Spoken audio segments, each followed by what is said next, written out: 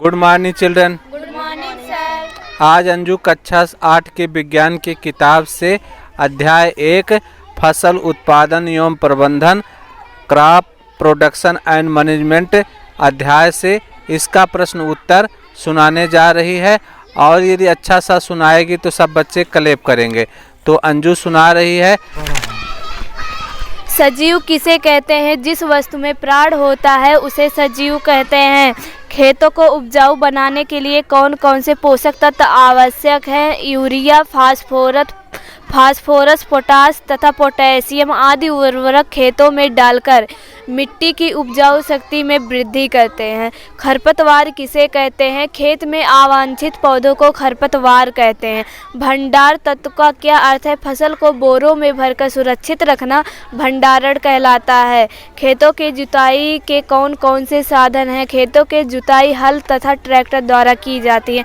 मिट्टी को तैयार करने के लिए किसान कौन कौन सी पद्धतियाँ अपनाता है? कृषक फसल उगाने से पहले अपने खेतों की मिट्टी को अलट पलट कर देना शुरू कर देता है, जिससे मिट्टी के पोले या ढेले बारीक हो जाते हैं। इस प्रकार यह पौधे की जड़ों को जकड़ लेते हैं और जब मिट्टी पोली हो जाती है तो फसलों के उगाने के योग्य हो जाती है। इस कार्य में केचुआ किसान का मित्र कहा गया है। उर्वरक और खाद में क्या अंतर है? उर्वरक का उत्पादन फैक्ट्री में होता है। उर्वरक से मिट्टी को ह्यूमस प्राप्त नहीं होता। उर्वरक में पादप पोषक तत्व जैसे नाइट्रोजन तथा पोटेशियम प्रचुर मात्रा में पाए जाते हैं। उर्वरक एक अकार्बनिक लवण है। खाद खेतों में बनाई जा सकती है। खाद से मिट्टी को ह्यूमस प्रचुर मात्रा में प्राप्त होते हैं। फास्फोरस खाद में पोषक तत्व तुलनात्मक रूप में कम मात्रा में पाए जाते हैं। खाद एक प्राकृतिक पदार्थ है जो गोबर तथा मानव अवशिष्ट पदार्थों से प्राप्त होते हैं। खाद से पौधों को क्या क्या लाभ है? खाद से पौधों को अनेक लाभ है। खाद से पौधों को ऊर्जा प्रदान होती है। खाद से पौधों के जल धारण क्षमता में वृद्धि होती है। खाद पेड़ पौधों को ऊर्जा के साथ साथ जल धारण क्षमता में भी वृद्धि करती है। खेतों में खरपतवार युक्त फसल उगाने से मिट्टी पर क्या प्रभाव पड़ेगा? खेत में अवांछित पौधे नहीं उगने चाहिए। इस प्रकार के पौधे जंगली होते हैं जिससे मिट्टी और फसलों को नुकसान पहुंचाते हैं। सिंचाई किसे कहते हैं? भारत में सिंचाई के कौन कौन से साधन हैं? सभी पौधों को जीवित रहने के लिए ठीक उसी प्रकार से पानी की आवश्यकता होती है जिस प्रकार मनुष्य का जीवन पानी से जुड़ा होता है। मनुष्य बिना पानी के जीवित नहीं रह सकता, उसी प्रकार पेड़ पौधे भी बिना पानी के जीवित नहीं रह सकते। पौधों में लगभग 90% जल की मात्रा होती है। पौधों की जड़ें द्वारा जल का अवशोषण होता है। कुओं द्वारा सिंचाई, तालाब तथा नदियों से बांध बनाकर या नहरें निकालकर सिंचाई की जाती है। कुछ ऐसे भाग हैं जहां विद्युत की सुविधा नहीं है, वहां डेकली या मवेशी द्वारा सिंचाई की जाती है। भंडारण किसे कहते हैं? इसमें अनाज की सुरक्षा के लिए कौन कौन से उपाय करने पड़ते हैं? जब किसान फसल को काट लेता है तो उसे ऐसे स्थान पर सुरक्षित रखा जाता है जिससे अनाज को नमी, कीड़े मकोड़े तथा घुन आदि से बचाया जा सके।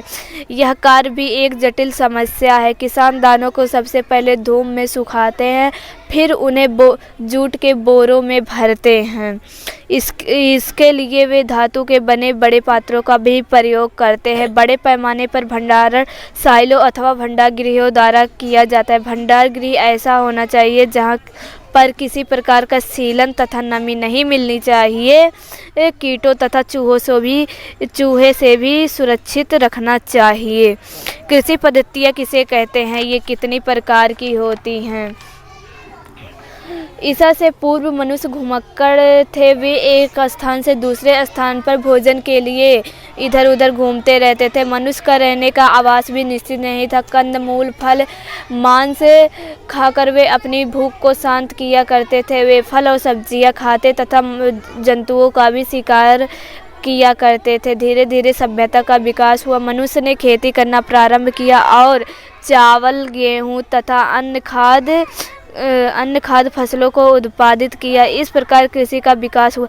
जब एक ही किस्म के पौधे किसी स्थान पर बड़े पैमाने पर उगाया जाता है उसे फसल कहते हैं। भारत में मुख्य रूप से 2 प्रकार की फसलें उगाई जाती हैं, एक रबी फसल, दूसरा खरीफ फसल है। खरपतवार क्या है, हम इसे कैसे रोक सकते हैं? गेहूं के खेत में खरपतवार से सुरक्षा बहुत ज़रूरी है।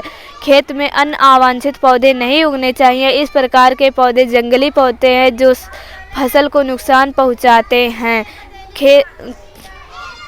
खेत में अन्य अवांछित पौधों को खरपतवार कहते हैं। फसल को कोई नुकसान ना पहुंचे इसके लिए खेत में DDT का छिड़काव किया जाता है। इसका प्रयोग करने से कीड़े मकोड़े फसलों पर नहीं लगते हैं। छिड़काव करते समय मुंह पर कपड़ा लपेटना चाहिए जिसके कारण नाक तथा मुंह में जहरीली दवाएं अंदर ना घुस सके।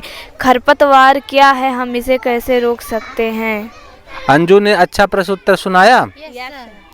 तो सब लोग अंजू के लिए क्या करेंगे? क्लैप करेंगे।